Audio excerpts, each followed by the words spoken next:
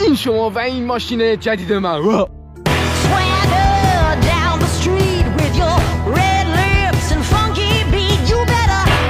خب آقا این هم ماشین جدید ما، پراید وانت 151 لاینر دار. لاینر دار نبوده، لاینر دارش کردن. حالا براتون توضیح میدم مثلا چی شد ماشین خریدیم. بلا این پلاستیکاشو بکنیم، زیاد نیستم اینجور داستان. این برگ مرگا رو نمیدونم باید بکنیم یا نه، ولی من میکنمش. خب همه چی رو کندیم، اینا مونده. نمیدونم اصلا حس خوبی بهم نمیده پلاستیک تو ماشین باشه. این لبه چراغام یه ذره پلاستیک هست، اینم میشه کندشون.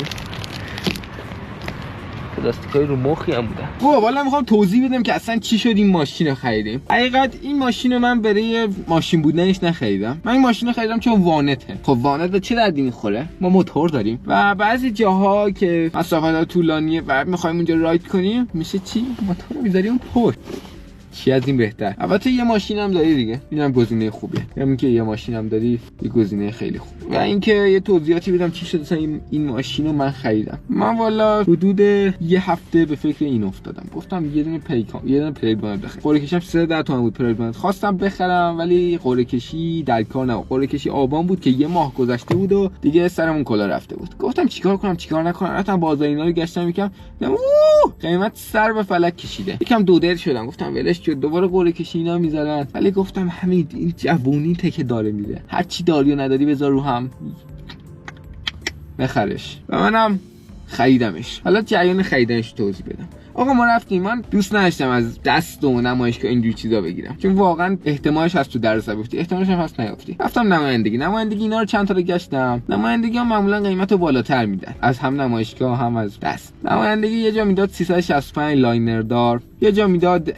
353 بدون لاینر. و منم بالاخره گشتم داشتم بیخیال میشدم، می‌خواستم برم از تهران بیارم یا از دستی چیزی بگیرم، ولی گفتم یه آخرین نمایندگی سایپا بریم. آخرین نمایندگی رفتم و دیدم داره 2-3 تا پرید بانت داشت. 2-3 تا داشت و من اول خواستم 0 بردارم. البته اینم 0 ولی 200 تا دونه کار کرده. 200 تا دونه که همین دیگه 200 تا دونه کار کرده و ندیده گرفتیمش دیگه. حالا هرچی هم پیش آید خوش آید. بله ما این عرابه مرگ رو خریدیم به قیمت 350 میلیون، البته 353 میلیون، ولی دیگه خریدیمش در کل و ندیدنم همینجوری گرفتیمش که الان من اومدم دیدم یه دونه تنبی دیگه ریز اینجا داره که دیگه گفتم بی خیالش، حوصله ندارم دیگه، مشکل دیگه توش ندیدم. و اگه می‌خواستم صفر بگیرم فقط 3 تومن و بالاتر میدم، ولی دیگه با تصمیم خودم اینو گرفتیم. حالا بیشتر شبیه چیه؟ من خودم بیشتر شبیه دمپایی می‌بینمش، البته عرابه مرگم بهش میدم. حالا بریم یه راید باش کنیم ببینیم چیه جریان. خیلی فضاش کوچولوئه، یعنی واقعا کوچولوئه. من اصلا داشتم باهاشم میومدم اصلا بهش عادت نداشتم، هم فضاش کوچولوئه هم خودش کوچولوئه، خیلی از پارس کوچیک‌تره. با اجازه بریم تستش کنیم. آره همینطوری گفتم فضاش خیلی کوچولوئه داخلش و من واقعا دوست دارم. جاهای پا و دست اینا خوبه، کلمم که خوبه، فاصلش خوبه و اینکه در کل خوبه دیگه.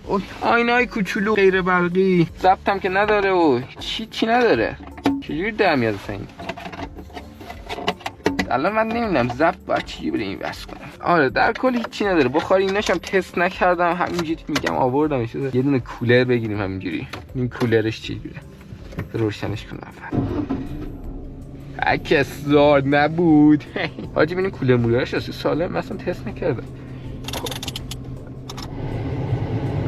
کولر خب معمولا قاعدتا تو این فصل سما باید سالم باشه دیگه. آره سالمه.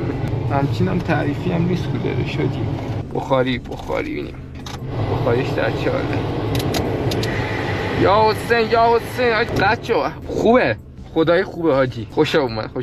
این از این بوقش هم که بوقش حاجی من داشتم می‌بینم عادت نشم، هی فکر می‌کردم پارس هی اینجا رو می‌زدم. بریم یه دوری باش بزنیم ببینیم کیه. شاید خیلیاتونم بگین تو که پارس داشتی پس چی شده خریده؟ قاعدتا پارس نداشتم، پارس مال پدر بود که دمش کم میداد ما هم سوار می‌شدیم. شتاب و ایناش خدای اصلا به پارس نمیرسه، با اینکه پارس ما مدل پایین بود ولی اصلا هیچ جوره قابل مقایسه نیست، هم تو فضا داشتن. ولی ماشین جمع‌جوری، من ماشین جمع‌جور خیلی دوست دارم، عاشق ماشین جمع‌جورم. اصلا انگار این ماشین برای خودم ساخته شده. شتابش به نظر من پرایده دیگه بیشتره چون سبک‌تره قاعدتا. دستیناش هم حاجی میزونه، یه چند تا دستی باش کشیدم ولی پدرم میگه زیاد باش دستی نکش. گفتم چرا آخه؟ گفت دیگه هنوز به نامت نخورده حاجی. قولنامه اینا رو هم هیچی نگرفتیم دیگه، نمایندگی بود دیگه همینجوری. فقط الان 50 تومن پولشو مونده، اونم باید بزنیم دیگه. قرار شده فردا بزنیم، یه هفته بعدم سند میزنم به ناممون. ولی حاجی نسبتا شتاب و ایناش به ماشین تیزیه، نمیدونم میفهمین. خوشم میاد، خدای خوشم میاد ازش. خب اگه همه چی درست پیش بره به امید خداوند بخشنده مهربان، کلی برنامه براش دارم، کلی برنامه‌های عالی براش دارم. قراره حسابی حال کنیم هممون با هم. فرمونش ولی خیلی نرمه، فرمونش از پارس نرم‌تره، حس خیلی خوبی بهم میده. ماشین صفر یه چیز دیگه است حاجی. اصلا یک دستی میخوام یه جای خلوت پیدا کنم بکشیم با هم دیگه، ببینیم دستی کشش در حد یا در حد نیست. فعلا که ماشین رو ایستادمونن همه یک مقدار خلوت شه. یک وانت کوچولو موچولو میزونه. اوه اینجا حاجی خیلی شده، هم کامیون همه چی هست. بذار ببینم فضا خلوت شد. یه دونه میکشیم. آره میکشم خلوت شد.